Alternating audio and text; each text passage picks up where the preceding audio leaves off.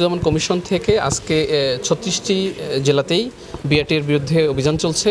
তার একটা অংশ হিসেবে আমরা কুড়িগ্রাম বিআরটিতে অভিযান পরিচালনা করি।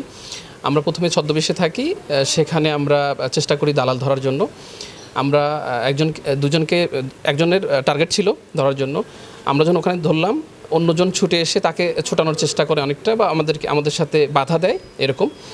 তো যাকে আমরা প্রথমে ধরি, উনি অফিসের সাথে সংশ্লিষ্টতা নেই, অফিসে চাকরি করেন না। তবে উনি বললেন যে এই টাকা তো আমি একাই নিই না, অফিসেও দিতে হয়। সুতরাং ওনার কথা শুনে বোঝা গেল যে অফিসের সাথে তার একটা সংশ্লিষ্টতা আছে, অফিসের সাথে তার কারসাজি আছে এবং তাদের মাধ্যমে কাজগুলো করে।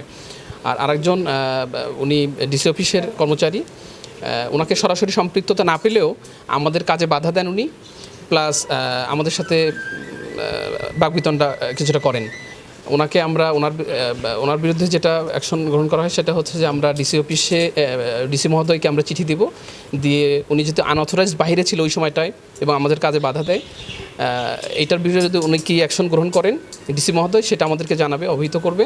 পাশাপাশি যাকে ধরা হয় দালাল, তাকে এনডিসি মহোদয় উনি 3 দিনের জেল দেন আইন অনুযায়ী।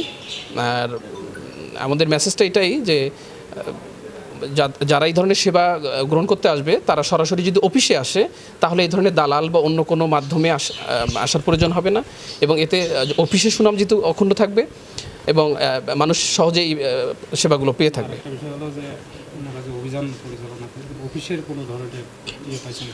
অফিসে ওইভাবে সরাসরি সম্পৃক্ত আজকে পাইনি আমরা কিছু রেকর্ডপত্র এখানে গ্রহণ করেছি। বিগত দিনে যে পরীক্ষা হয়েছে, সেই লিখিত পরীক্ষার সাথে প্র্যাকটিক্যাল পরীক্ষার যারা অংশগ্রহণ করেছে তাদের সাথে আমরা মিল খুঁজব। সেখানে যদি কোনো সংশ্লিষ্ট পাওয়া যায়, সেটা অবশ্যই আমরা আমলে নিব।